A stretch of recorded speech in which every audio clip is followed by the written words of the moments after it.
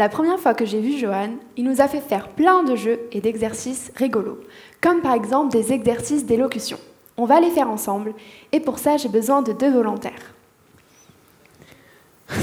Pardon. Tu veux que j'aille les chercher? S'il te plaît. Je vois qu'il y a quelqu'un qui a balancé là-haut. Donc toi, qui est devant, qui vient de balancer ton copain, tu viens. Du coup... Non, celui qui est juste devant avec le t-shirt vert. Mais voilà, tu l'accompagnes avec le t-shirt vert. Oui, ben oui, oui. Ah, ben tu le soutiens. Faut pas balancer, c'est pas beau.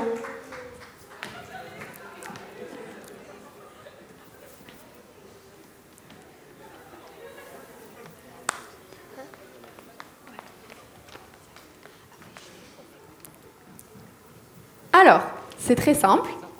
Vous allez jouer à un jeu entre vous. Et donc, on va vous mettre dans une situation particulière. Donc là, ça va être un accident de voiture. Vous venez d'avoir un accident de voiture, rien de grave, hein. Rien de grave, juste la voiture, elle est juste un peu bousillée. Et vous allez devoir, en fait, vous vous engueulez, vous vous accusez les fautes. Sauf qu'il y a une petite particularité à cet exercice, c'est que, tout simplement, vous ne devez pas utiliser de mots. Vous allez tout simplement utiliser des fruits et des légumes pour remplacer les mots. Voilà, par exemple. On va faire que les fruits, donc ça va être un peu plus restreint. Alors, on va juste leur donner des micros. Gardez vos masques.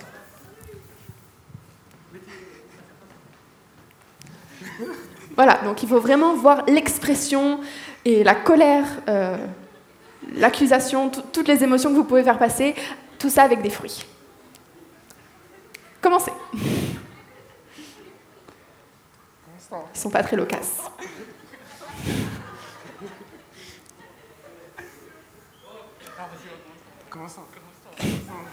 Vous allez tous commencer, hein. Juste un micro, ça se met comme ça. Et salade, tomates, concombres, courgettes. Vous mangez 5 fruits et légumes par jour, rassurez-moi. Oui? Oui, bah, va falloir. On doit dire... Que ça, c'est tout? Oignon. Salade.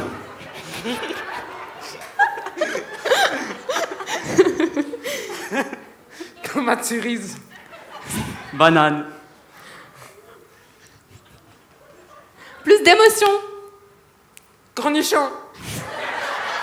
Fraise. Courgette. Pastèque. Mandarine. Melon. Vous pouvez en dire plusieurs à la fois, hein. Salade tomate. Poire. Bon, je pense que ça suffit. On a bien vu l'exemple. Vous pouvez... Donnez-moi le micro. Vous pouvez retourner à votre place. Merci.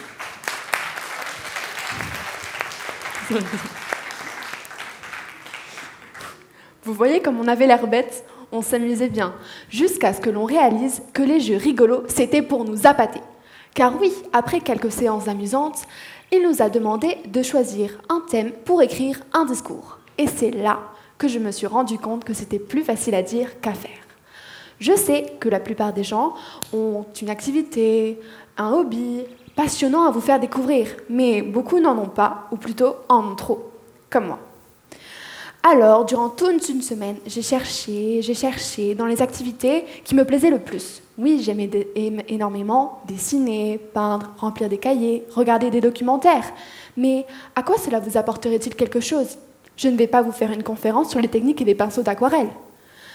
Je suis même allée jusqu'à trouver des idées dans mes anciennes passions, comme la danse et la natation. Et puis, cela m'a fait penser à la plus grande activité que j'avais étant petite, la lecture. Je ne veux pas dire des imagiers. Dans mon cas, je ruinais mes parents chaque semaine en achetant des bouquins plus gros que mes livres de cours. Une véritable obsession. Mais elle a brusquement mis fin quand à mon entrée au collège. Car lire, c'est souvent mal vu. On est vite considéré comme une intello. Alors, petit à petit, je m'en suis détachée. Même si récemment, je me suis remise. Toujours dans ma quête de trouver, je repense. Une fois toutes mes idées écoulées, je fais une mini-dépression de 5 minutes avant de me poser cette question. Très pertinente d'ailleurs. Paola, que fais-tu le plus de tes journées? Instinctivement m'est venue l'école, car oui, nous passons en moyenne plus de 36 heures par semaine en cours. Moi, concrètement, j'aime travailler, ou plutôt, j'aime la réussite, le fait de répondre correctement à une question quand un professeur m'interroge et d'avoir de bonnes notes. Je suis une bosseuse, ou plutôt une obsédée du travail. Alors, j'étais là, sur mon lit, et je me dis, comment tu es devenue comme ça ? J'ai une double personnalité. D'un côté, une envie de réussir colossale, et de l'autre, une flemme phénoménale. Durant ma primaire, j'avais des facilités. Alors, je ne travaillais pas trop, à part en maths, mais ça, je ne dois pas être la seule. À mon entrée en 6e, j'étais hyper stressée. Les professeurs de primaire nous avaient mis la pression. Et pour moi, c'était un nouveau départ, autant scolaire que social. Alors, même si, après quelques cours, je me suis rendu compte que ce n'était pas si terrible, alors, même si je révisais à la maison, je ne participais pas en classe, ou plutôt je me contentais d'avoir de bonnes notes. Et puis, en 5e, les choses se sont corsées. J'ai commencé à avoir des difficultés. Rien de bien grave, mais assez pour en prendre un coup à mon ego. Alors, j'avais vraiment peur de perdre mes félicitations. Alors, j'ai développé une nouvelle technique, le bullet journal. Est-ce que vous savez ce qu'est le bullet journal ? Pour ceux qui ne connaissent pas le concept, c'est un carnet que l'on tient tous les jours et qui nous permet justement de programmer notre journée. Mais on peut aussi le décorer, le personnaliser et rajouter des dessins rigolos. Moi, au départ, je l'utilisais uniquement pour les devoirs. Et puis, petit à petit, il a commencé à faire partie intégrante de ma vie. Seulement, voilà, j'ai tendance à y marquer des choses inutiles, comme par exemple me lever, manger, etc. Ce qui m'attire des moqueries de la part de mes camarades de classe. Car oui, quand on a un planeur et qu'on le sort pour faire ses devoirs en perme, par exemple, et surtout s'il est bien décoré avec de jolis dessins très voyants, beaucoup de personnes l'ont remarqué et m'ont demandé de pouvoir le lire. Le bullet journal m'a énormément aidée à ne pas oublier certaines activités, à m'organiser et surtout à ne pas procrastiner. Il m'a énormément soutenue durant le confinement.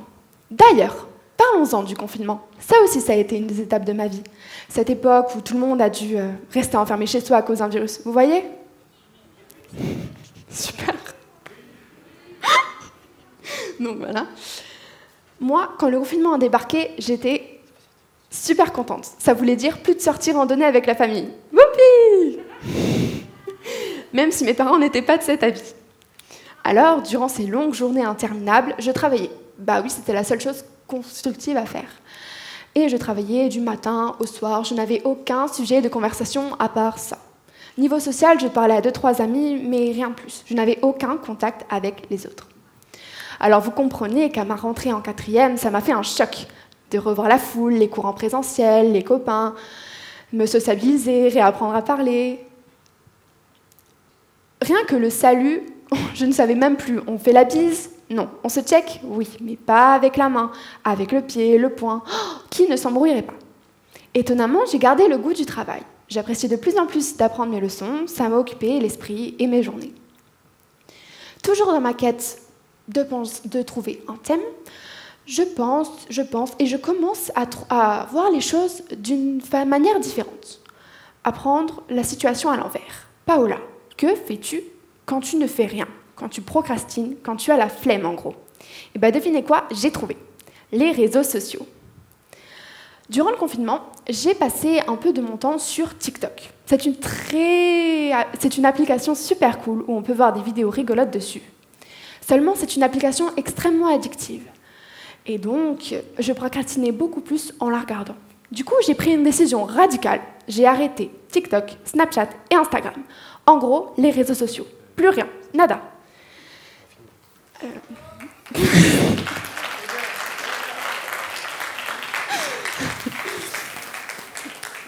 Voilà. Ça empiétait trop sur mon temps de travail et je n'arrivais pas à trouver de temps pour lire. Je pense, et je trouve toujours pas. Alors, là, c'est la catastrophe. Dans ma tête, je me dis, mais tout ce que tu fais là, à quoi ça va te servir plus tard, professionnellement parlant ? Et là, ma tête se vide et je me rends compte que je n'ai aucune idée de ce que je veux faire plus tard. Enfin, aucune idée. Je devrais plutôt dire trop. Car oui, je me vois plus dans la littérature, par exemple, je pourrais devenir prof de français, éditrice. Mais je sais que si je travaille assez, je pourrais faire des études de médecine et plus dans la pédiatrie. Mais j'envisage aussi des études artistiques. Vous voyez, je passe d'un extrême à un autre.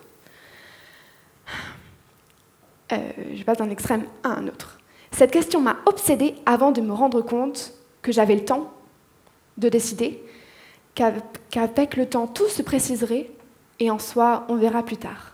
Parce qu'en soi, plus tard, il n'y a pas de plus tard, car plus tard, le café refroidit, plus tard, il fera nuit, plus tard, les enfants grandissent, et plus tard, il sera bien souvent trop tard. Bref, après tout ce chemin dans mes pensées et une crise existentielle plus tard, je n'étais toujours pas avancée. Alors c'est là que j'ai décidé de mon thème. Ne pas en avoir. Pourquoi choisir? Pourquoi devoir se compliquer les choses? Pourquoi se compliquer toujours les choses?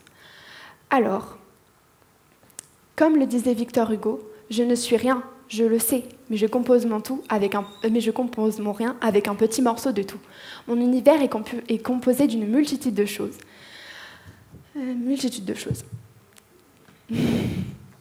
une multitude de choses. Non, c'est pas terminé, attendez, s'il vous plaît, je suis en train de... Non, s'il vous plaît, attendez. Une multitude de choses. Un coup de main? Oui, s'il te plaît. Alors je défends. Alors je défends l'idée que nous ne sommes pas une seule et même activité, un seul et même hobby, une seule et même passion, une seule et même définition. Et vous, quelles sont vos définitions?